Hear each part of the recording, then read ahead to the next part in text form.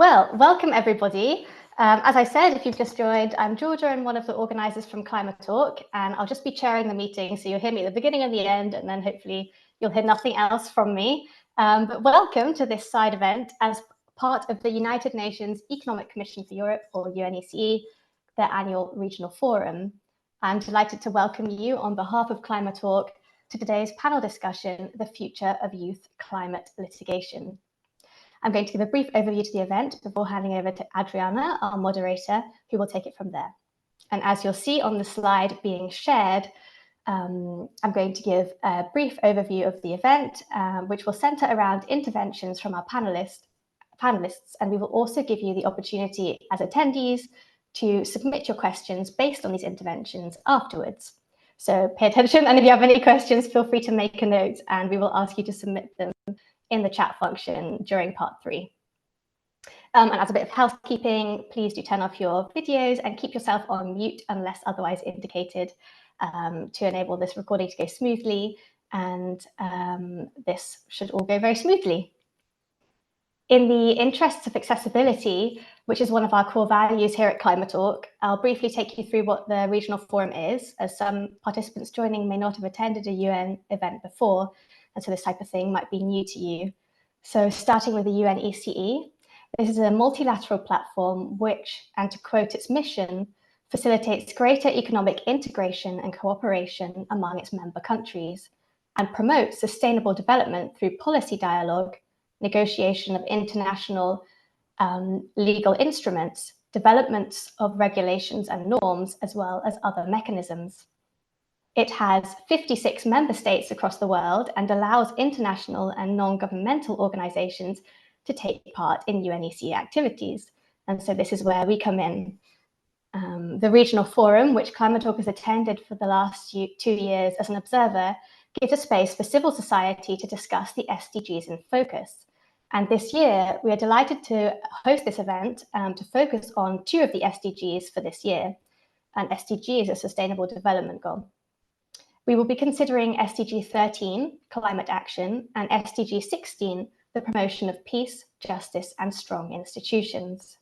We will focalize our discussion of these 2 SDGs through a topic close to our heart, youth climate litigation. We are absolutely thrilled to be joined by an expert panel who will be sharing their thoughts today.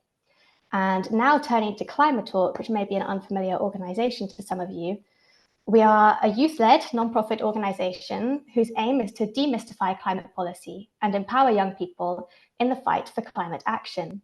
To do this, we have a team of young volunteers from all over the world who enable us to have a running publication and 6 projects in addition to this.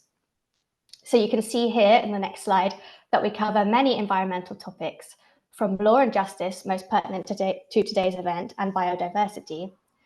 In addition to our publication, we not only demystify climate policy through our scientifically referenced articles, but we also try to equip young people more practically to take part in the fight for climate action through our 6 projects. We have 3 educational projects, which you can see on the right-hand side, and these are aimed at helping young people break into the climate space and find opportunities for either further education or in professional industry.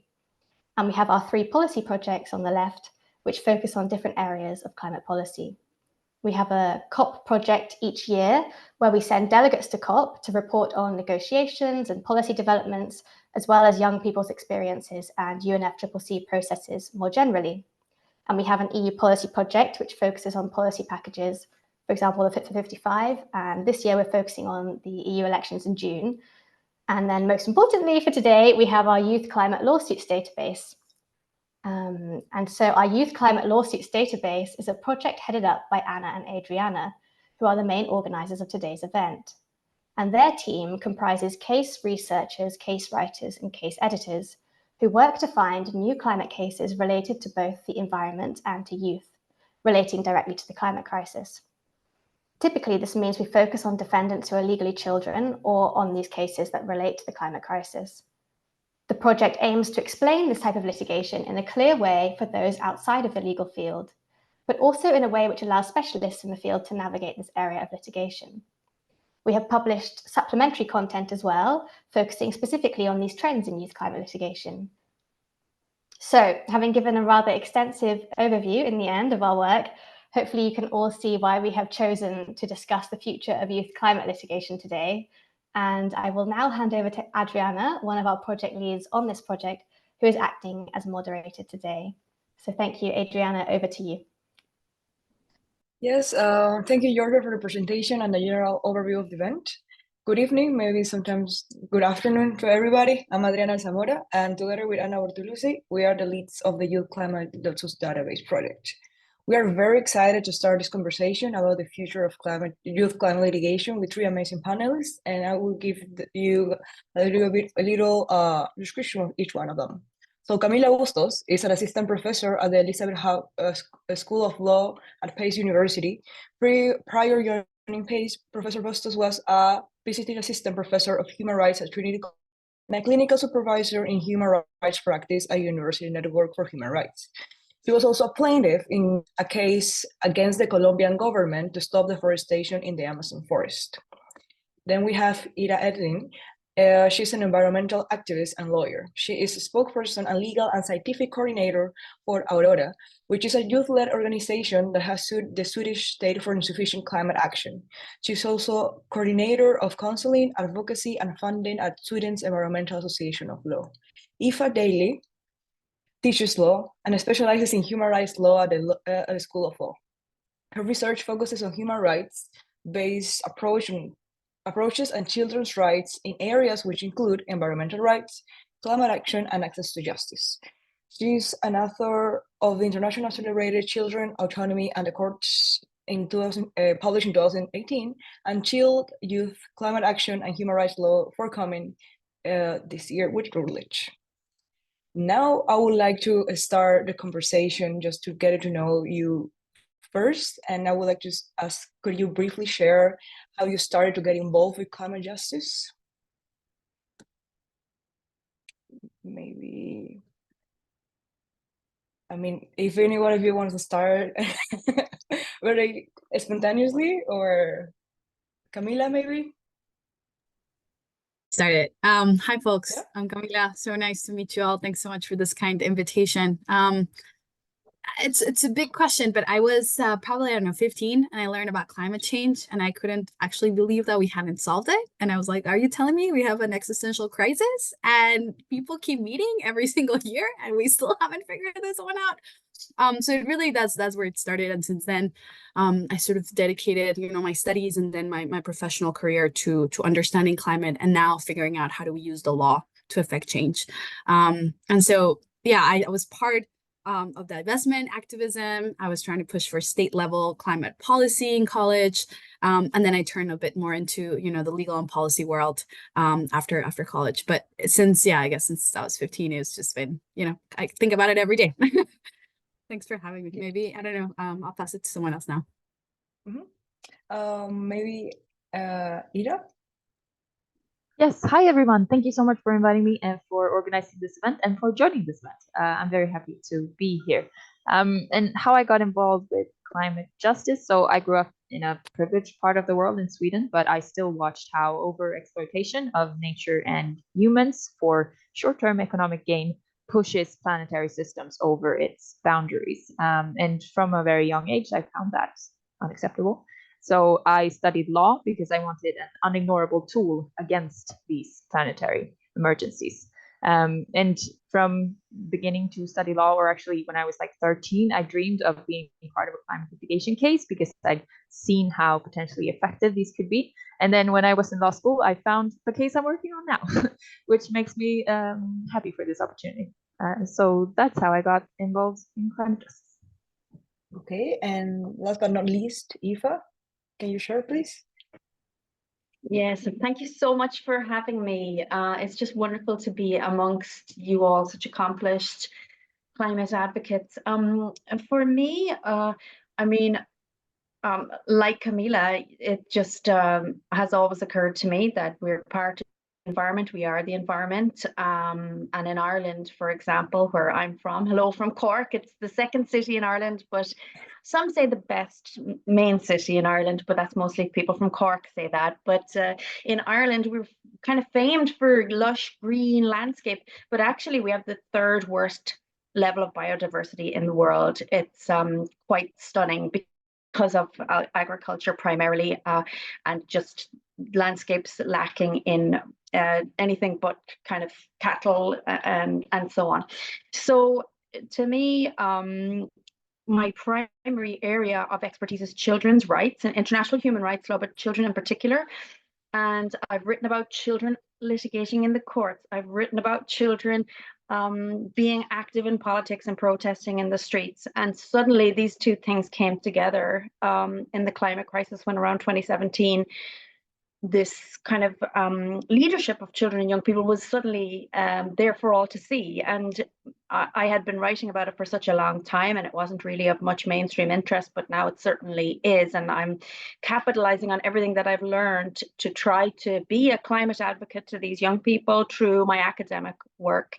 And I was very fortunate to be funded by the EU to do a quite a large-scale 5-year-long research project examining climate litigation by children and youth through the courts and how that's shaping international human rights law. Because oftentimes children, you know, when they set these legal precedents through their work, children and young people, they are suddenly shaping human rights law in ways that is incredibly exciting.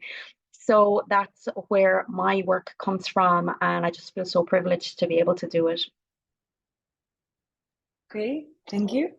Then I would just like to move on with the second question, and then I would just divide it in two. So first, since Ada and Camila have been petitioners in very important regional cases, then I would like to know, how do your role as a petitioner in the case influence your perspective on the issues discussed? Maybe also your role right now, how did it change, how it impacted your life, how you see it? And then for Aoife, it would be, I really like the way you frame research being like advocate to young people through academia. I would like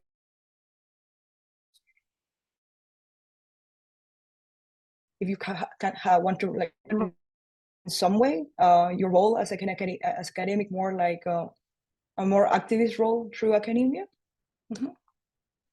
Whoever wants to start.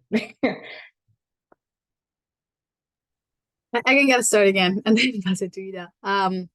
So when I was I guess 23, I was part of a climate lawsuit in Colombia. It was brought with the support of an NGO called De Justicia. And it was essentially a lawsuit where 25 of us, I was among the oldest at the time, basically sued the Colombian government for its failure to stop deforestation in the Amazon region. Deforestation in Colombia, it's the biggest source of carbon emissions.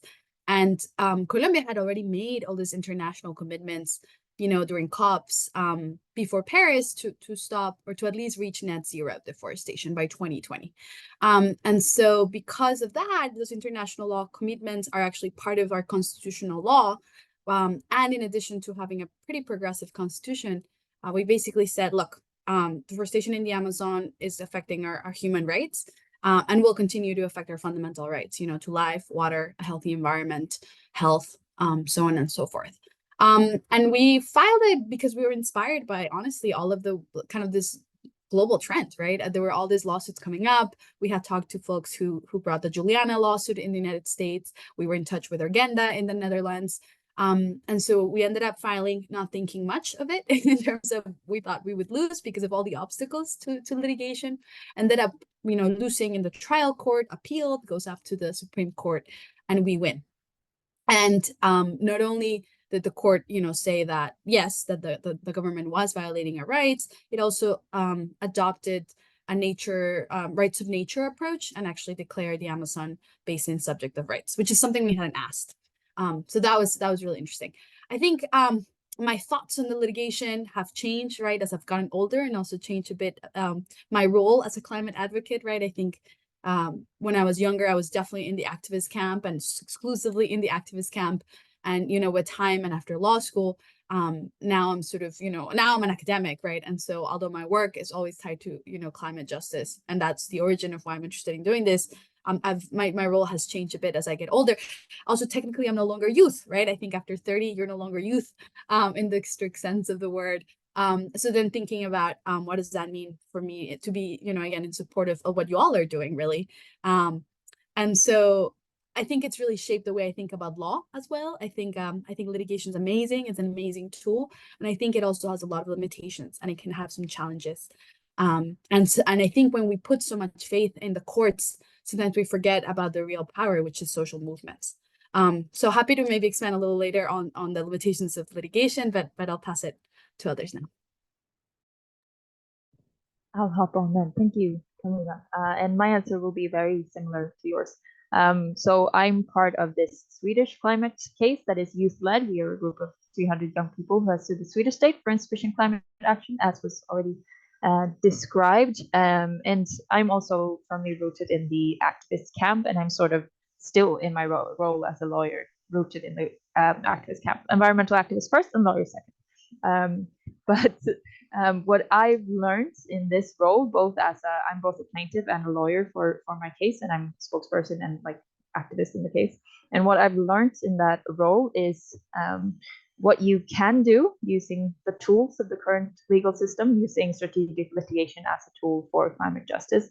And I've sort of reached a conclusion that there is a lot you can do using this tool, because verdicts built on existing human rights obligations can demand drastic change of a country's climate policy. We've seen that change in several countries. Like, for example, the Urgenda case, the Neubayer case, the Notre Paratus case, if people are familiar with those climate cases.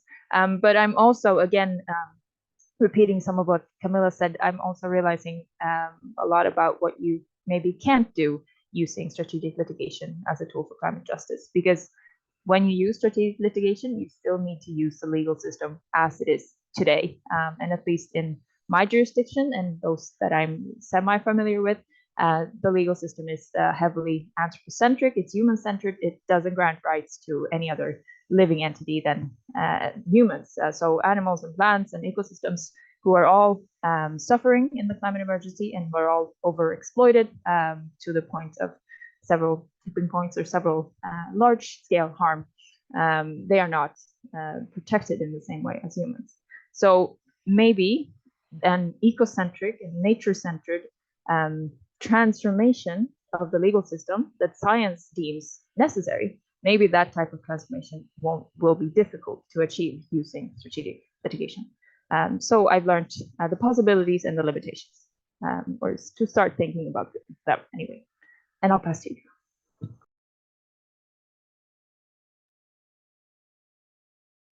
Thank you. So yeah, I'm next. And what an interesting question, about the role of the researcher in all of this. And there obviously has to be some level of objectivity as a researcher, whether you're a social scientist, like I consider myself, or whatever your discipline is. But at the same time, I believe in reflexivity, that acknowledging that we have values, that mine is, I believe in human rights. I believe in children and young people as equals. And during my work on climate action, around what children and young people are doing and what's happening in the courts, I have been challenged to take more time and effort to at risk of working directly with young people, even in academia, which is not very young person and children friendly, because if you're writing academic type work, you usually have to have, a PhD, which by its nature, childhood does not account for that. So it's very challenging. So I have a bit of luxury now that I have this project that it facilitates me to do that and gives me some of the time, resources, and so on to work more directly with children and young people. Like, for example, the UN Committee on the Rights of the Child last year, you may have noticed, produced General Comment number 26, which elaborates the obligations that states have to uphold children's right to a healthy environment. I was involved in that process a bit, and there's children from all around the world who fed into that. And there was a youth advisory board in particular, and with two of the members of that youth advisory board and the lady that was facilitating them to do that UN committee work, we wrote a book chapter together recently. It's very difficult to do. You know, you need to work around school times. For most activities, you have to have consent forms from parents and all this kind of complex stuff.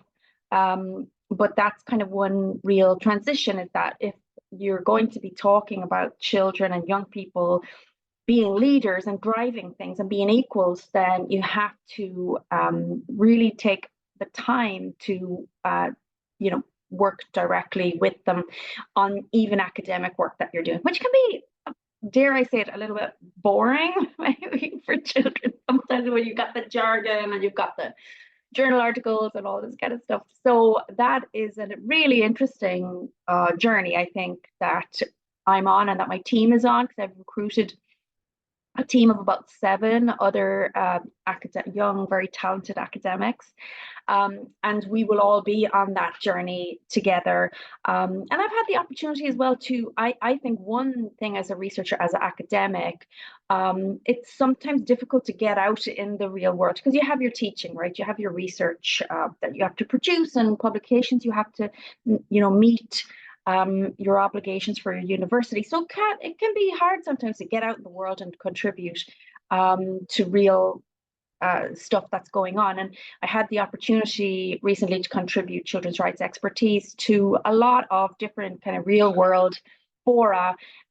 For example, you may be aware of the Duarte Agostino case before the European Court of Human Rights at the moment. And I got to help the lawyers to understand children's rights arguments a little bit better, because lawyers oftentimes, they're just dealing with their national law, or regional in this case as well, and to get a bit of international human rights law in there, and especially expertise like children's rights, can be helpful for people now because of the exciting things that are happening about child and youth climate litigation. So I think my role and how I see it, and hopefully academia generally, will start changing in the coming years as we learn and grow from children and youth leaders in these spaces. Thank you so much for your input. Then I think I always also link it to the forum that we're part of right now, and talk a little bit about looking at sustainable development goals, for example. They are the focus of this year's UN Regional Forum. Both Camila, you and Ida talk about these limitations that litigation has in real life. Yeah, we sometimes have too much faith in the court, and then we lose sight of the social mobilization that is happening. Or also, as Ida, you said that we have to play we have to play our pieces in the actual legal system. That it's not very it's more anthropocentric than ecocentric. Then I will ask, what role does climate litigation play in promoting peace, justice, and strong institutions, right? Because we have to play within this the current institutions that we have, or how is the link between youth climate litigation and, well, promoting those 3 things. And also, to add into that, maybe just to have a little bit a bigger question, there would be in what ways is youth strategic litigation an example of climate action? Specifically when we're talking about youth and children being part of litigation, in furthering sustainable development, for example. I think we can follow the same order if you're okay with it, Camila. I saw you done muting herself, but okay, I'll start it again. We'll go around. These are such excellent and also very complex questions, right? I'll say that, again, my relationship with the law has changed. I think before I entered law school, I had a much more optimistic and kind of, I would say, even naive view of the legal system and the role of strategic litigation in furthering that. I think the more time I spent around lawyers and in law schools, the more I realized that law is a conservative discipline, right? It's about upholding the status quo, and often the status quo benefits the wealthy and the powerful. That said, of course, there's ways in which law can be used to further, social justice. And I think all of us are here because we believe in that, right? But I think it's important for us to name again, the history of lawyers. How is law developed? Who developed law, right? Whether that's the common law in England or the US or elsewhere, like it's always been primarily white men, right? And so there's limitations in systems that have been developed in that way. So I just want to name that. That said, I think, litigation, especially youth litigation, is so powerful because it has done something that I think other efforts hadn't, which is to actually make it visible, to actually give it a face, and I think with climate, that's been a huge obstacle because for a long time, climate movement didn't know how to communicate the urgency and actually the human impact, right? It was all about like polar bears for a long time and charts, like the hockey stick, right? It was a climate science. And I think litigation is grounding something and making it more human and something that's easier to connect for the average person who's not following these issues. And I think that's really powerful. Obviously, children, right? Children as, a group in a position of vulnerability by default, but also a huge source of change. And it's always often, students, children, youth who are the moral compass in a lot of social issues, including climate change, right? So I think it leverages that sort of really, sympathetic, but also powerful plaintiff. And I think for that recent litigation, so helpful. And of course, I think as Ida had mentioned earlier, it creates, when you win, it creates obligations, right? Whether in constitutional or human rights law. And those can be leveraged by advocates to keep going back to government and say, hey, there's this order from a judge, right? Or a court. So there's lots of opportunities there. I would say for climate action I'll just give you one anecdote at the intersection of climate and peace, and that comes from our case in Colombia. And here is just to, again, just share this with you as a cautionary tale. After we won, the government that was in power was a right-wing government that was getting a lot of media attention because of the decision, right? Negative media attention. Like, oh, the government hasn't stopped deforestation. And in order to alleviate that, what the government did was starting to go after and prosecuting small farmers who were contributing to deforestation.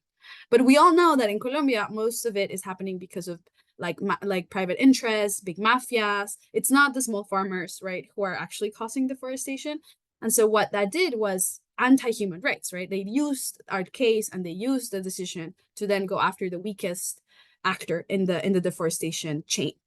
And of course, like we all spoke against it, and the ombudsman person also did, and it got like attention. But it was an example of how climate litigation can actually be leveraged by repressive governments against the people we're trying to actually protect, or right. So again, that's not to say we shouldn't do this, but we should be careful, and sometimes you can't foresee as lawyers and as activists some of these things, and sometimes you can't, and that's just a risk you're going to run into when you engage in this type of litigation.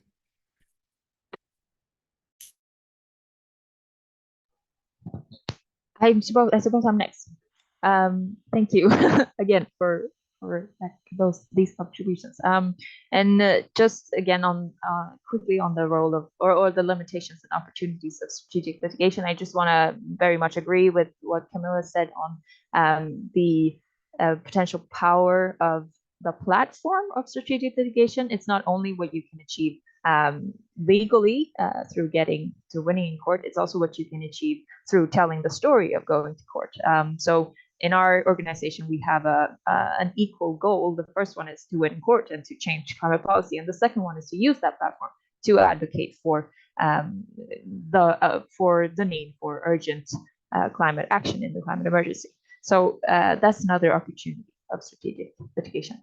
And then to get to the SDGs, I think that youth climate litigation plays a big role in promoting justice and strong institutions. And based on our case is based on human rights argumentation. And so we believe that through using human rights and through using the right to access to justice and the democratic institutions under the rule of law, we are also strengthening these institutions. We are showing that these institutions have a clear place in democratic societies. So in using justice and strong institutions, we also hope to promote them and safeguard these rights. And as for SDG 13 and the ways that youth strategic litigation can be an effective example of climate action, I just want to highlight that the IPCC, in their latest assessment report, Working Group 3 on mitigation, they call climate mitigation a powerful force in climate governance. And I think that's a pretty powerful quote, especially from a scientific body, right? Showing that climate mitigation has the potential to make effective climate action happen. And I believe that this is in both ways, both through legally creating or highlighting obligations and through creating or boosting social movements, because it's easy to follow the story of climate mitigation, of these underdog people holding emitters and holding people in power accountable for wrecking their future or for wrecking the climatological stability. So I think that there's a potential in climate litigation to highlight actually binding obligations to bring climate policy closer to sufficiency and fairness. Yes, thank you. I think there's some really excellent points there made that I would kind of intersect and overlap with, and what my thinking around that is. And it's, you know, when to get social change, I suppose the first thing is that you need to tackle things on several fronts, and it is so inspiring to see that young climate action has been in the, you know, through protests, through mass movements, through individuals at national level liaising with their governments. There has been so much activity at international level, at UN level. You know, we now see a COP. There's a youth platform for the first time there a couple of years ago. So we see all of these different boxes being ticked in terms of where you have to go to make changes. And really the last place you would want to go is the court, because courts are kind of where everything else has failed. And, you know, everything else has failed. So the courts have to be a part of this. And it is kind of an interesting space, climate action in court, because, you know, courts are difficult places for adults to navigate, let alone children and young people. But it's a space which is controversial to use, because there's all kinds of arguments from, you know, very black letter lawyers will be very much thinking about, you know, the rule of law and not separating, not blurring the lines between policy that your elected executive has to make, as opposed to things that are being decided in courts by judges who are not elected, and all those kinds of issues are going on. But when everything else has failed, you have to end up in court taking these cases. And I think it has been done in a really interesting way, in a really clever way, and in lots of different areas of the law too. You know, there's some tort law being used, like in Sharma in Australia, and of course Juliana, there's the public trust doctrine, and then everything in between. And in Europe, it tends to, a lot of it actually has kind of revolved around the European Convention on Human Rights for obvious reasons. And it's been really transformative and exciting, actually, because so much of it feels so new, you know, that law usually wants to deal with things in terms of things have happened, we have some victims of that thing, and they're getting redressed. Whereas, you know, that's a bit challenging for stuff that is yet to come. So we've had to, like, again, the Duarte Agostino case, had to find children and young people who could argue that they are already victims of phenomenon happening now, and kind of go from there. So it's really been interesting to see all of that develop. And I think another thing about climate justice is the way some of these cases that children and young people have been involved in and taking and leading in have presented things like, for example, the Saatchi petition before the UN Committee on the Rights of the Child. One of the not many articles that were of the convention that were argued there, you could really have picked any of the articles, but the children and young people, one of the 3 articles they picked was Article 30, the right of Indigenous people to their culture. And so I think in terms of climate justice, we also see some interesting things happening in bringing attention to those worst affected, and not just those of us who live in relative, you know, security, and relative safety from the immediate impacts of the climate crisis. So I suppose the main points are climate action in the courts. Climate cases are part of a package of action. And also it's very new and exciting, the types of arguments being made, and especially when groups that are often left often neglected, groups that are most affected, but they are, struggle to be heard because of all kinds of structural discrimination and power dynamics, are maybe getting a bit more of a voice at the moment. Thank you so much. I would love to, before going to the upcoming challenges of future climate litigation, I would just like to throw a question to the people that have been involved or are involved right now in, first, like people who have been involved in cases before.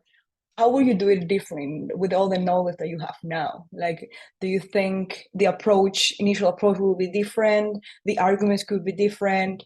How you feel, I don't know, the post-judgment and the action in the sense of litigation could be different? Or how will you approach it now?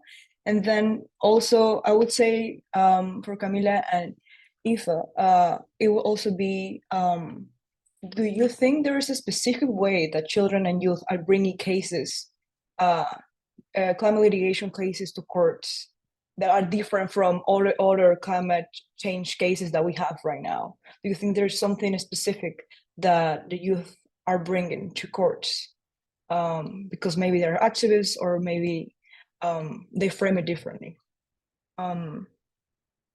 Anybody can start if they feel like very proactive.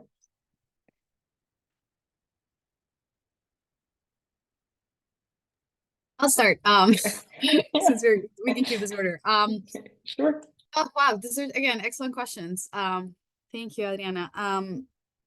I'll say that I think one of the challenges, so there's all the challenges of the legal system, right? There's all the challenges of even trying to like craft a legal argument that doesn't run into some standing issue or causation issue. Those are legalese for how do you even get your case in front of a court.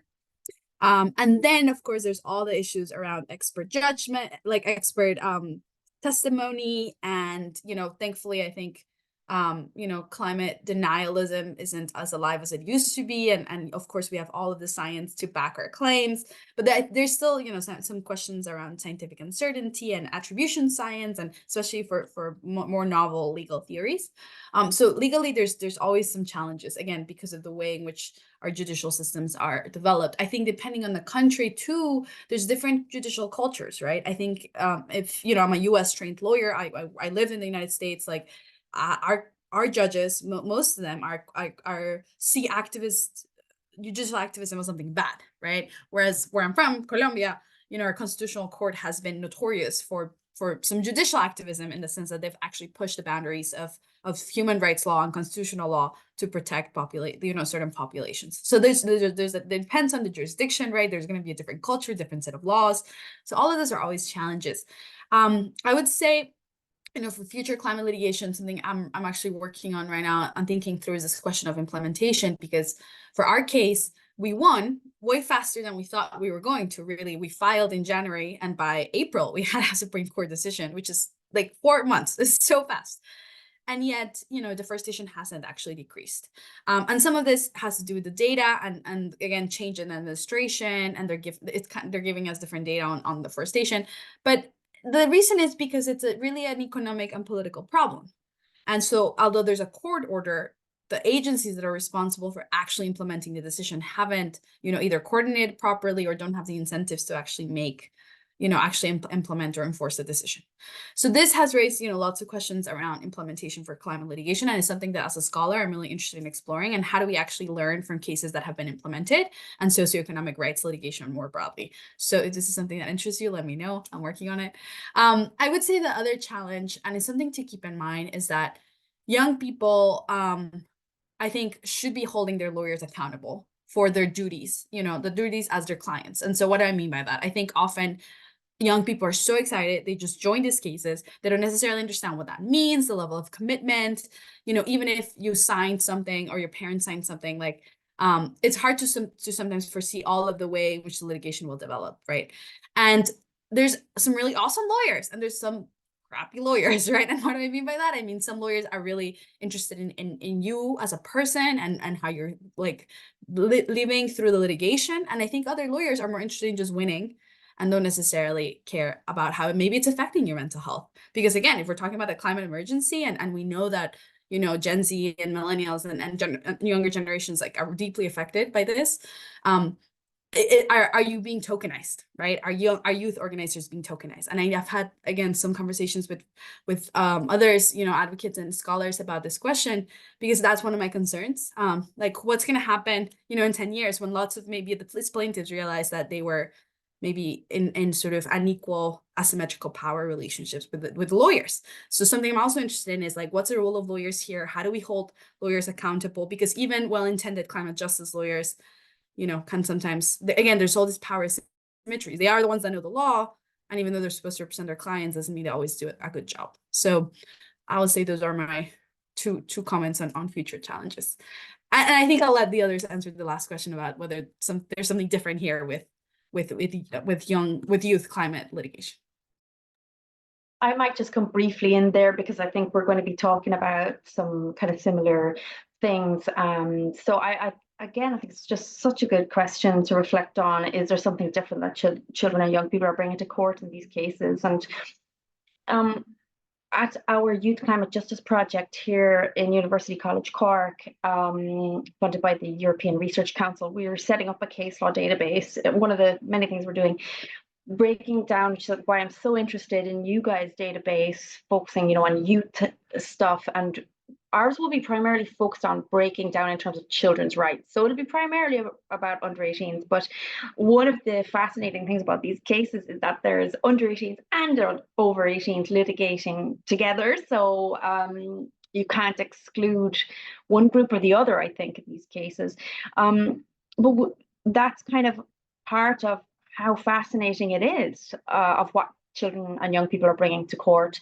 And it's a real challenge. It's part of the reason I was dying to do this project, looking at like youth climate justice inside and outside the courts around the world. It's a real challenge to the UN Convention on the Rights of the Child, you know, because the CRC arguments are not being commonly used in these cases at all. And, you know, there's seems to be a lot of reasons for that. And actually, I'll just pop in the chat a piece that I've written about that. And I think it's really exciting because it points to, you know, a transformation, a kind of a shift in those of us that study the UN Convention on the Rights of the Child primarily, probably because there's children and youth over and under 18s together litigating. So what does the CRC mean for those who have gone over 18, and lots of other reasons, like, you know, just trying to pick bits out of your national legislation or your national legal system that you want to try to base the case on or whatever. There's lots of reasons why, but those kinds of issues are now coming up because children and young people are in court. Of course, the main thing that children and young people bring to court are themselves.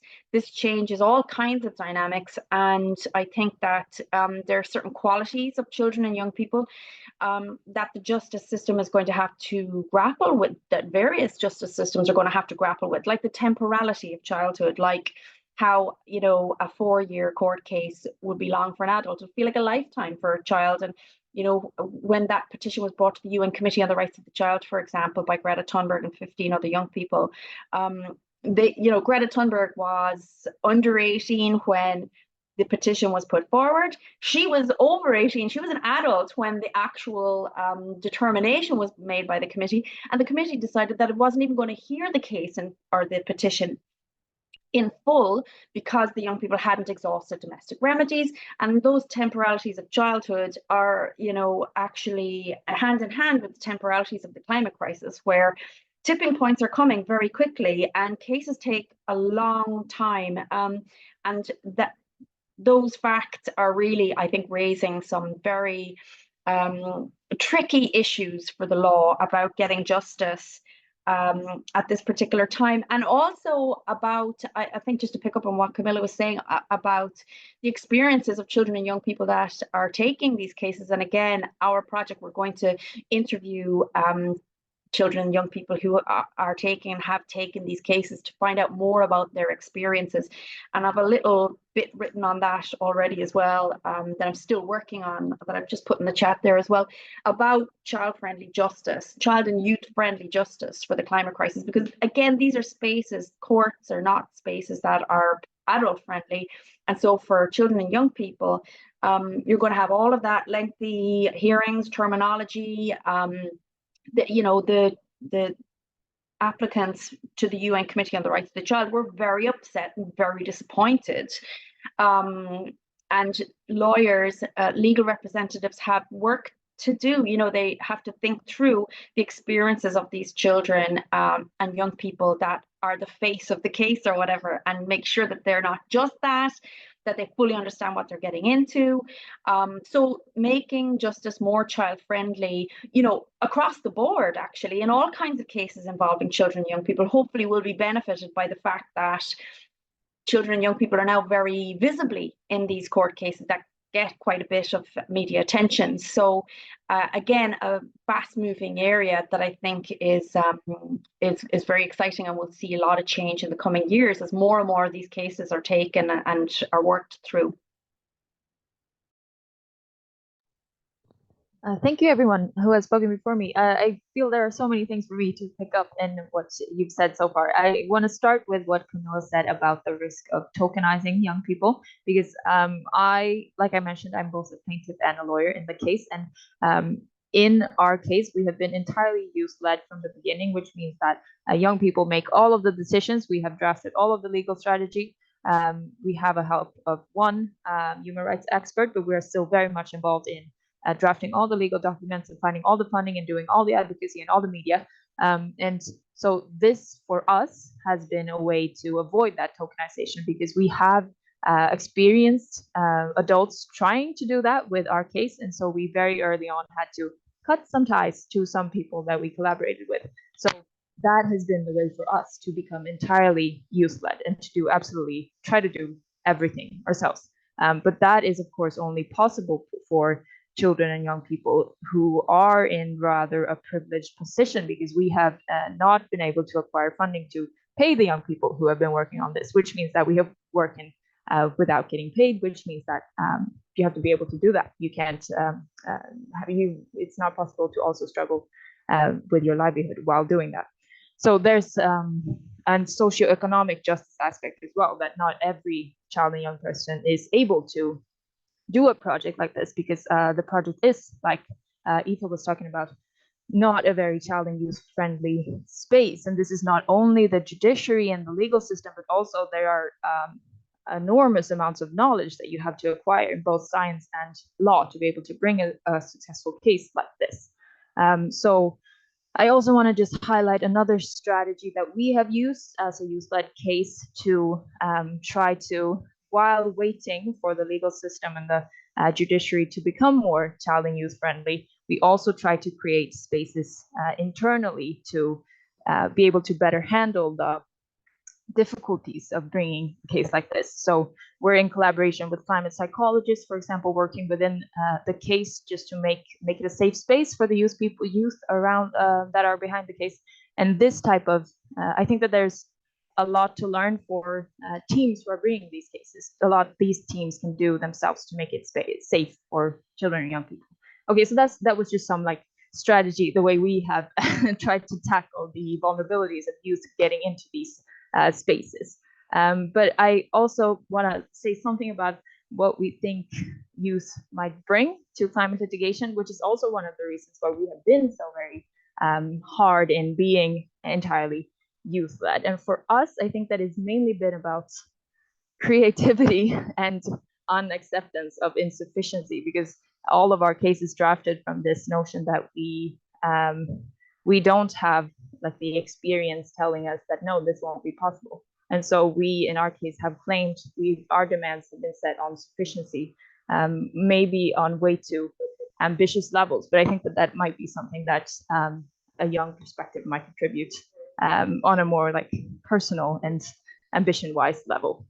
Yeah, and then some challenges that I see in future climate, young youth climate litigation is, like I mentioned before, I think that it is a huge challenge that we might not be able to achieve what we want, which is sufficient action in the climate emergency, which means radically transforming our entire economic systems, right? It's a lot that we need. So the risk that the existing legal frameworks are not enough to establish obligations demanding that greenhouse gas emitters act in line with science is a challenge. And the risk that we won't be able to sufficiently transform our legal paradigms using strategic litigation is also a challenge, because we want our actions in this critical decade to be effective, right? To be able to have a chance at sufficiency. And then I also just want to briefly mention the access to justice challenges that are partially legal, and standing was mentioned, for example, but they're also monetary. There has been, or there is in many jurisdictions, I believe, there is a need to acquire quite a bit of funding to be able to take the risk of using litigation. So that's a challenge. And then finally, time is a challenge. The urgency of the climate emergency. I've already mentioned that science says that this decade is a critical decade. We need drastic transformations before 2030. And so we have calculated that even if we would win in every way in our case, we might get a verdict no sooner than 2028, which would leave 2 years to make that transformation happen. So urgency is also a challenge, I would say.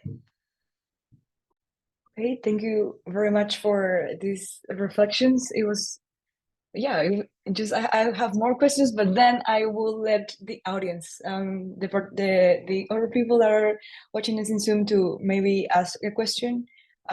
Feel free to write it in the chat, or maybe raise your hand and ask directly the question. If you have any question for our panelists.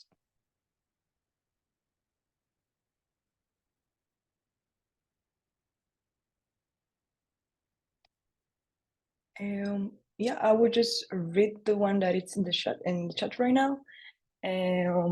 So touching on something Camila mentioned when discussing the legal obstacles to prevent deforestation in Colombia.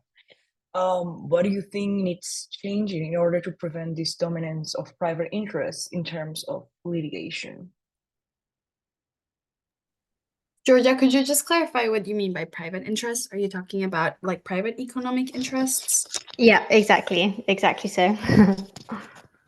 That's a great question. And I think it's a hard question because political scientists have been studying this for decades, right? Like, how do we actually, because all these issues are interconnected, right? Like the environmental issues don't exist in a vacuum. They're so connected to the political economy of a place, right? And so in our case too, we were dealing with the fact that Colombia had a war, and arguably still does, but at least officially it's ended, for over 50 years, an internal civil war, right? If you watch the Disney movie Encanto, you might know a little bit, from the displacement and the story of Abuela. But this meant that for a long time, armed actors were actually in the forest, not necessarily trying to protect it, but actually paradoxically protecting it, right? Because then international companies and other like private interests couldn't actually enter and exploit timber, right? Or any of the other natural resources in the area. When the armed actors actually signed a peace agreement, and this intersects with SDG on institutions and justice, when the agreement gets signed, all of these armed actors start demobilizing, and then they start leaving, areas where the forest has been basically intact. And then what happens? That leaves a vacuum of power where you then get a lot of private interests now going and resulting in deforestation. So again, all of these issues climb, and I think that's why at least the deforestation issue in Colombia is so hard, because it's a product of there's a story of institutions, of inequality, of absence of the state. There's parts of the forest is like the Amazon region in Colombia. It's like about a third, maybe a little less, of the actual surface area of the country, and there's parts where the state has actually never actually made a presence, right? So I don't know, I think it's really hard because one case was not going to actually tackle these really systemic issues. And again, I think it helps highlight them and helps the advocacy community have something to go back to the government and continue to press for climate action. But the reality is that deforestation is not a climate problem necessarily. It's right. It has climate implications, but it's a problem that, that's so linked to development broadly. Thank you.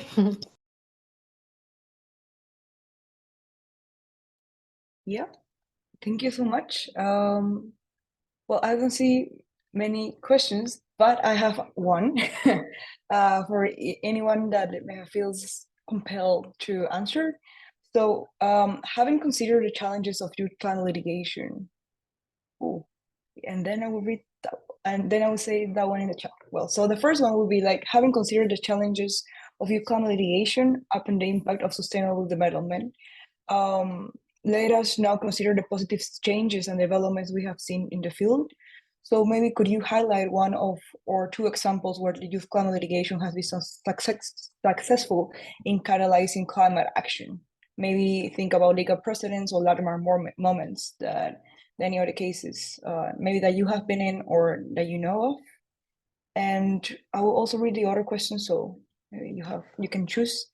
To Camila and Ida, given how litigation process takes time to deal with some of the bureaucratic court processes and decisions, as youth advocates, how do you keep yourself motivated that your voice will be taken into account by courts? Yeah. Anybody wants to start on either of the questions?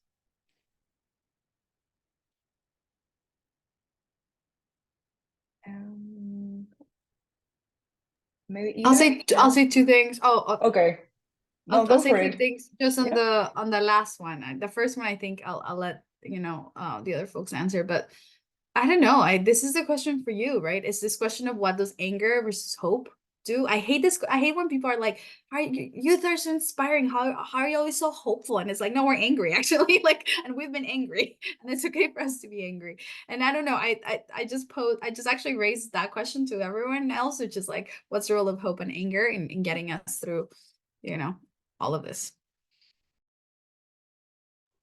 And I would love to follow up on that because that is a question that I get in almost every media interview that I do for this climate case. Do you feel hope? And that question is quite frustrating because I do believe that hope is something you deserve through action. So it's not really hope that drives me and my colleagues, but it's rather rage, as Camila said, that this very, very destructive overexploitation of humans and ecosystems of plants and animals is still going on and still pushing the world towards unprecedented dangers. So rage, and there's also love that drives us because even though we are in a very, very severe situation, what we want is to protect lives. We want to save lives. We want to for it to be possible for humans and again ecosystems, plants and animals to thrive and survive on this planet. So it's rage, so it's love for what's left to protect and rage that they aren't being protected. So that's sort of the motivation, my motivation, and sort of not seeing an alternative in such a severe situation and it feeling like it's necessary to do what we can. And then again, speaking from a rather privileged position, I live in a democracy. We are granted democratic rights that we can use for effective advocacy, and then those rights become not only rights but also sort of responsibilities. When we have the possibility to take action, then maybe we also have a responsibility to do so. Thank you. If you wanna jump into either of the two questions. I'm sorry, what was the first one again? Oh yeah. So it was considering challenges of youth climate litigation upon the impact of sustainable development. Could you highlight one or two examples where you think youth climate litigation has been so successful in catalyzing climate action? Yes, because I suppose as Ada mentioned earlier, you know, climate action has been incredible. Climate cases, I should say, has been really successful in drawing attention. I think part of the climate case value is not just the legal success, because I think the LSE, the London School of Economics research that is produced every year, this most recent one in the summer indicated that about 50% of those cases had gains that you could say for progressed climate mitigation of the climate crisis. So it's about half and half, which I think is actually very positive. But even those cases that aren't successful, they do attract media attention. And like I suggested earlier, I think we have to consider how to progress mitigation of the climate crisis on several different fronts.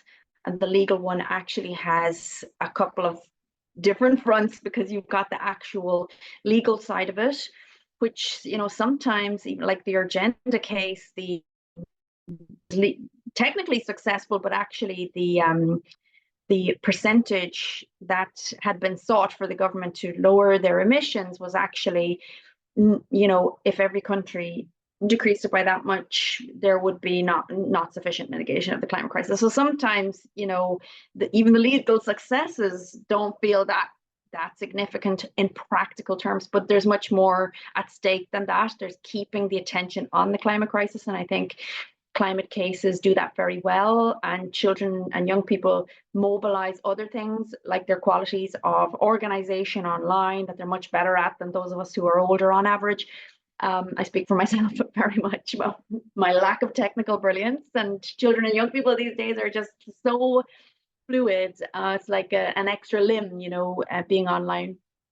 So there's that, and then there's, Greta Thunberg was asked after her shouting at world leaders back about 4 or 5 years ago whether she was kind of hamming it up a bit, and she said, everyone was watching and it was important to make that splash, and so she let her emotions take over. And so the image of the child or the young person is a very powerful one, and I think that has been successful in bringing attention, much needed attention, to the cause, and that's needed for the democratic process. And for voters, for example, to consider climate crisis an important issue for them, on the political agenda. And so I think climate cases have been a very important part of that. Thank you so much. I have a couple more, and then I think we will wrap up. But then we have been talking also about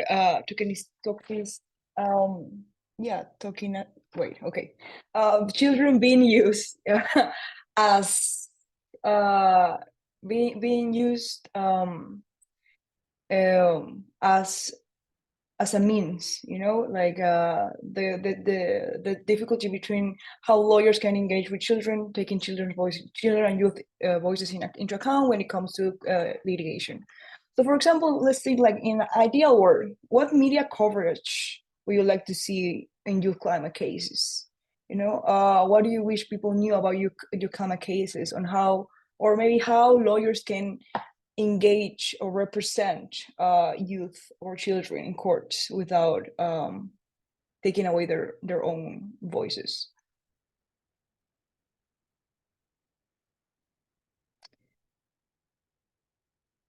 Yeah. I think we need lawyers who are like self-aware and self-critical, right? And are open to feedback and criticism. And I don't know if this is, and the problem is that those aren't always the lawyers who are bringing these cases. I think so in many cases they are, but not always. And I think it's a function of how a lot of these cases are brought by nonprofits, sometimes because there's pressure from funders. And that's a reality we have to talk about, right? Like who's driving the agenda. So I think, again, it's very different when it's a group of organized youth who are asking the lawyers to bring the case versus the lawyers bringing the case on their own. And doesn't mean that that is a bad case. It just means that, again, that the power dynamic is different. And I would want to see lawyers who are doing what Aoife was saying, right? Like if you are actually a in solidarity with youth, then you're like co-authoring. Like I have a colleague who works on critical youth theory, you know, and I'll send you her stuff. I think she's amazing. And she says this, you have to co-author with them, and you have to actually empower them and give them platforms and not just perform. And I don't think everyone's ready to do that. And it's not that I think you have to do that in every single instance, but I think you have to be intentional about how you're using your law degree and your skills and your network. I also, this is just a pet peeve of mine, but I wished I saw less headlines saying how the children are saving the world, because again, it sort of like depoliticizes the whole thing. It's like, I don't know. It just, on one hand, I feel like it's patronizing. It's like yeah, the world you burned. I don't know. I just think there's this intergenerational piece, and I am still working through it. But I think some of the messaging I see sometimes is actually kind of condescending, like, oh, how cute, you're saving the world. And it's like, do you breathe air and do you drink water? Then yeah, you should care about this, and not in like, oh, the youth are taking care of it. And I think there's something there that I don't like. But those are not very articulate thoughts yet. I'll think more about that. Thank you. Yeah, Ida. Yeah, thank you. Yeah, definitely. I think that there is a tendency in media to see, or in many different tools for climate justice, I think that there's a tendency in media to see it as, this is the tool. Okay, it's great. If you do this, then we don't have to do anything else. And this is reactions that we have gotten from people around us, from the media, in talking about our case. And what we the media coverage that we like to see, and the narrative that we are always trying to push, is the systems critical narrative, the very scientifically established need for transformation, the need for our entire societal systems, our economic systems, our cultural systems, our legal systems to change very drastically and very quickly. So it's impossible to put one single method, including strategic litigation, on a pedestal and say that this is what will solve the climate crisis, because no one action will, right, and no one development. And I very much agree with, we are always trying to push the narrative that it's not our responsibility to do this. It's not the responsibility of children and young people to achieve climate justice and to achieve the sufficient climate action. That is the responsibility of those few individuals and nations and corporations who have carried the largest burden in causing this climate emergency. And that both has an intergenerational and an intragenerational aspect, right? So we're heavily highlighting the fact that rich and highly emitting nations needs to take the lead in the climate transition. And I also just want to quickly throw in the interspecies perspective, that it's up to the mostly human actors who have caused the climate emergency to save all of us from it, or to mitigate it for all of us. But then to the question of how lawyers can engage and represent children in court without taking away their own voices. So I speak from the perspective of an organization who has tried both approaches, sort of. We started out with a team of lawyers who were sort of going to do it for us. And then that didn't work because we needed to be the co-authors again of the case. And so for us, that has been absolutely critical, that youth were involved in, again, every single aspect of the case, including forming the narrative and forming the strategy and formulating what we wanted to achieve with the case. So I think that true youth involvement and engagement needs to be very democratically and very at the same level and non-hierarchical. So the thing that has done it for us is finding the lawyer who was able to realize that the young people behind the case had knowledge that she didn't, and had perspectives that she didn't, so that it could be an equal collaboration between different skills, because youth do bring, and children do bring a lot to the table, even if it's just being affected more than older people. Okay, thank you. I would add one more question, and then I will ask you for your final remarks before closing this wonderful event. I think this is what will be a little bit more, I think the most critical question I will ask then, since we're also thinking about institutions as part of the SDG 16, what do you think the UN could be doing better? You know, as this international organization, thinking back about what happened with the Sachi case, what was the response as well? How do you think the UN as institution could answer? Yeah. Aoife, maybe you feel okay with answering this question?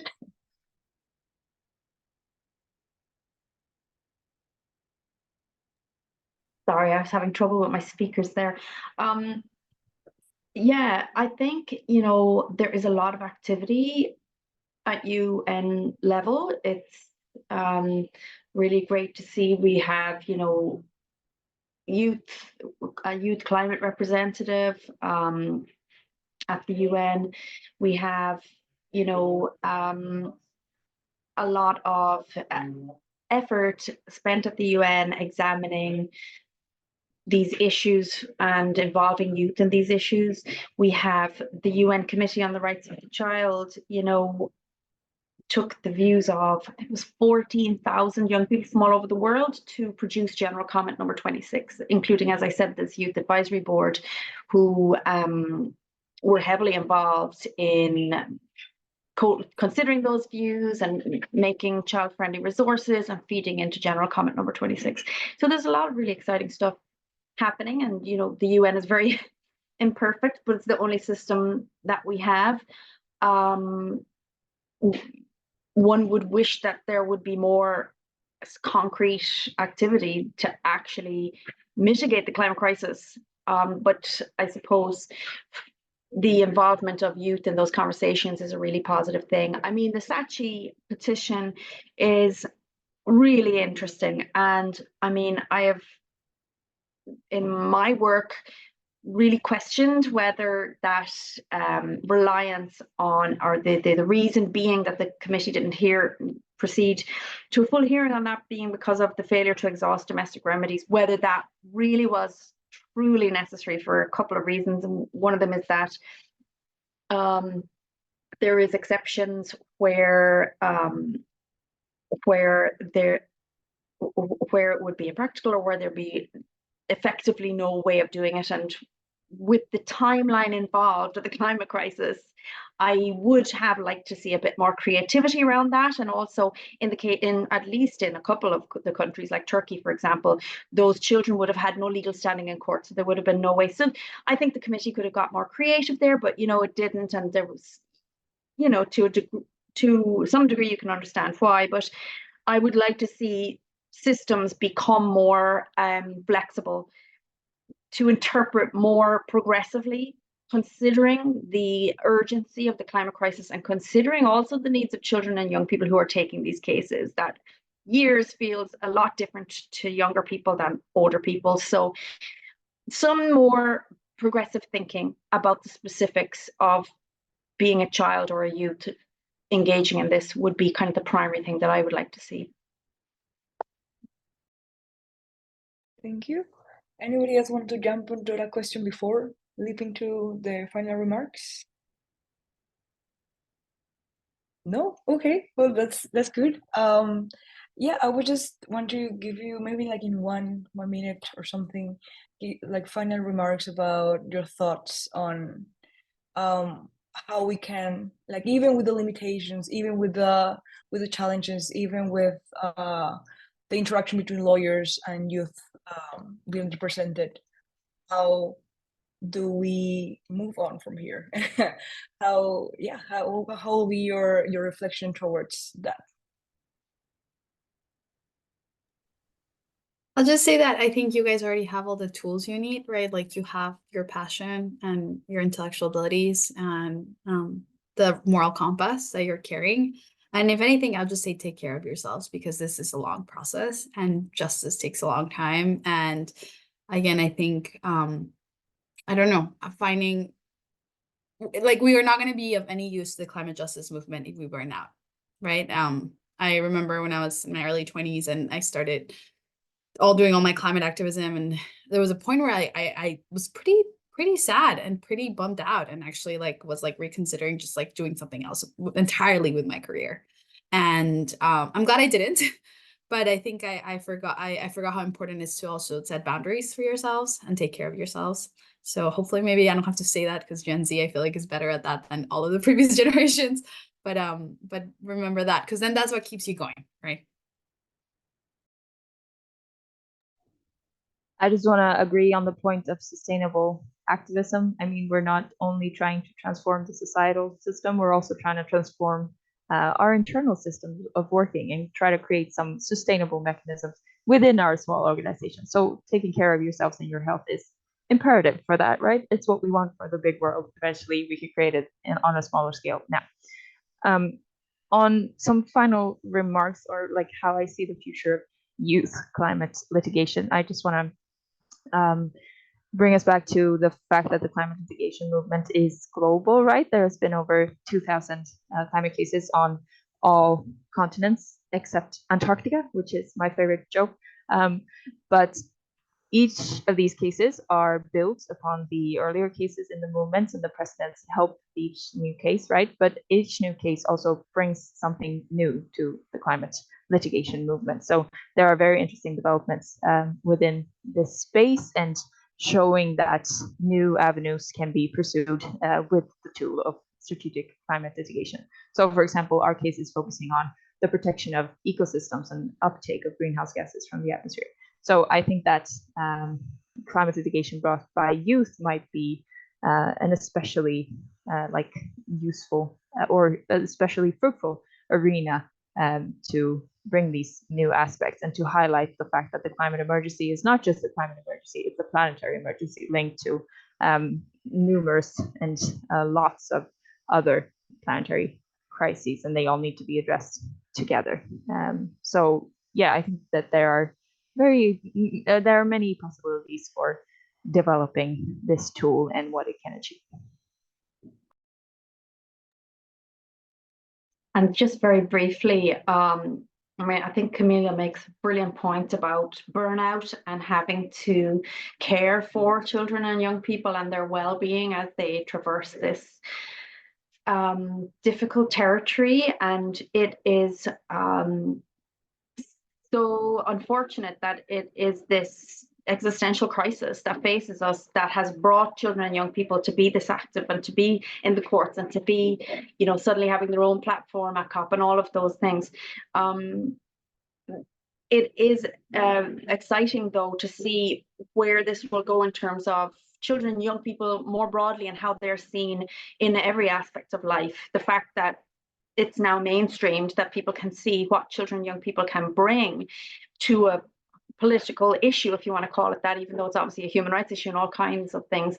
But I think it's very exciting that children and young people have shown everyone that they are leaders.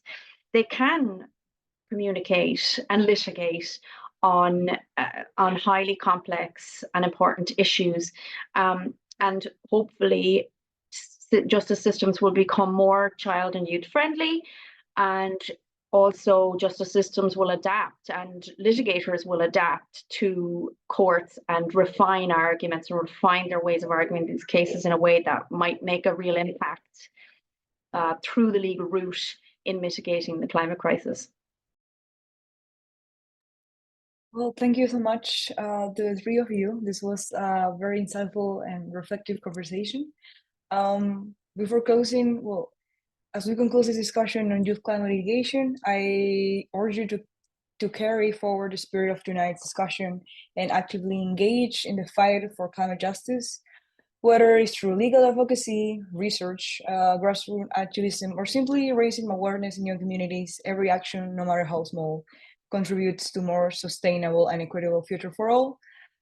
Thank you, Camila, Ian, and Aoife, to share and reflect and give us your time this evening. And I would just like going to just take care, like anybody, like people that are also in the Zoom, take care if you're engaged in this endeavor of the changing and taking care of our planet and lives. And now I will hand up back to Georgia for the final remarks and the closure of this discussion. Thank you, Adriana. And Emma, if you don't mind whacking up the presentation again, just very briefly, as I conclude. And in the meantime, thank you again, to echo the thanks of Adriana, to everybody involved. to our speakers, to our moderators and organisers, both present and absent, and for everyone who has taken the time out of their busy schedules to attend this event. I was extremely interested to hear about the structural challenges facing climate litigation, from youth tokenisation to the bureaucratic challenges such as length of cases and between different regional legal systems as well. All new to me and all extremely interesting and useful to know about as we move forward with our climate work. It's been particularly valuable to hear from varied perspectives from an academic as well as youth and plaintiff standpoint, and I can't thank the speakers enough for your insights. And thank you also to the UNECE Regional Forum for platforming such an important topic, and I hope that everybody enjoys the rest of the forum as well. And now I'd like to do one final shameless plug and encourage anyone who has just discovered ClimaTalk to give us a follow and to explore some of the work we do.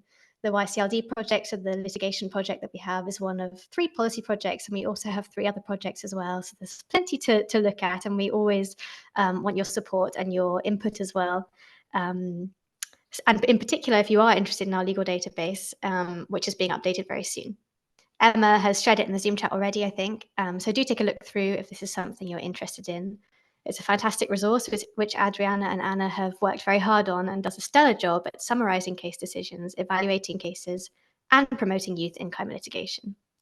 And if you are interested in getting involved with our work and more widely, I would encourage you to reach out to us via the Get Involved section of our website. A huge thank you again to our fantastic panelists, Ida, Camila, and Aoife, our moderator, Adriana, and our organizer, Anna, and to everybody else involved. We hope this has given you an insight into youth climate litigation in the context of SDG 13 and 16. Have a great evening, everyone, and I'm going to pass over to Emma now to end the call.